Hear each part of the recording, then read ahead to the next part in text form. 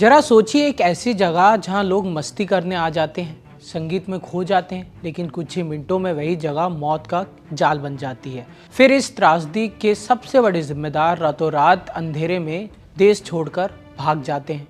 लेकिन कहानी यहीं ख़त्म नहीं होती। इस बार मैदान में सिर्फ पुलिस नहीं थी, उनके पीछे था पासपोर्ट कानून, एक ऐसा दांव जिसने उन्हें हजारों किलोमीटर दूर थाईलैंड में ही रोक लिया। नमस्कार, मैं हूं यथार्थ, आप देख रहे हैं India.com। गोवा के मशहूर night club Birch by Romeo Lane में लगी हादसे की आग ने पूरे देश को झंझोर कर रख दिया।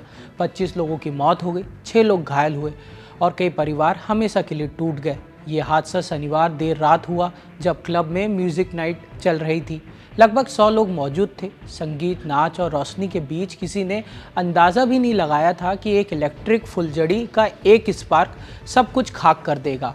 आग इतनी तेज़ी से फैली क्योंकि क्लब की सजावट में बड़े पैमाने में फ्लेमेबल ऑब्जेक्ट्स का इस्तेमाल किया गया था। हैरानी की बात यह है कि ना वहाँ पे कोई फंक्शनल फायर एक्सटिंग्विशर था, ना अलार्म सिस्टम, और सबसे बड़ा झटका, क्लब तक पहुंचने वाली सड़क इतनी छोटी थी, फायर ब्रिगेड को 400 मीटर की दूरी पर गाड़ी खड़ी करनी पड़ी। इस सब की वजह से करीबन 25 लोगों की जान चली गई। इस हादसे में 5 पर्यटक और बल्कि क्लब के कर्मचारी भी थे। ज़्यादातर लोग बेसमेंट में मिले, जहां उन्होंने जहरीले धुएं को ज़्यादा मात्रा में सांस में लिया और उस वजह से उनकी मौत हो गई।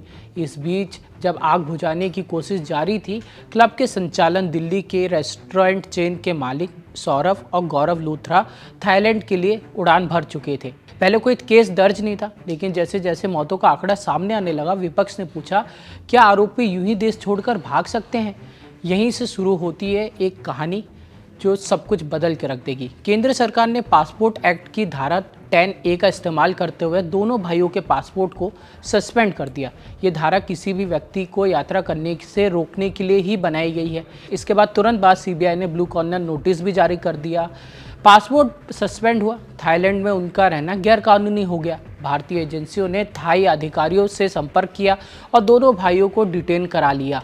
अब भारतीय टीम उन्हें भारत वापस लाने के लिए रवाना हो चुकी है। लूथरा ब्रदर्स ने दिल्ली की अदालत में अग्रिम जमानत की अर्जी दी है। उनका कहना है कि वो इमारत के मालिक नहीं थे, केवल लाइसेंसी थे। उन्होंने ये भी तर्क दिया, वो किसी से बचने के लिए नहीं, बल्कि बिजनेस मीटिंग के लिए थाईलैंड गए थे। लेकिन ये सवाल है, इतनी बड़ी दुर्घटना के कुछ ही घंटों के बाद देश छोड़ने की क्या मजबूरी थी? क्या वो रुक नहीं सकते थे? क्या ये एक महज सहयोग था या जानबूझकर किया गया एक कोशिश? सरकार और एजेंसियों का दावा है, इस बार आरोपी कानून के शिकंजे से नहीं बच पाएंगे। गोवा की इस त्रासदी ने सिर्फ 25 लोगों की जिंदगियां ही नहीं ली, उनमें से कई सवाल भी छोड़ दिए। हमारी सुरक्षा मानक क्या हैं? हमारी जिम्मेदारियां क्या हैं?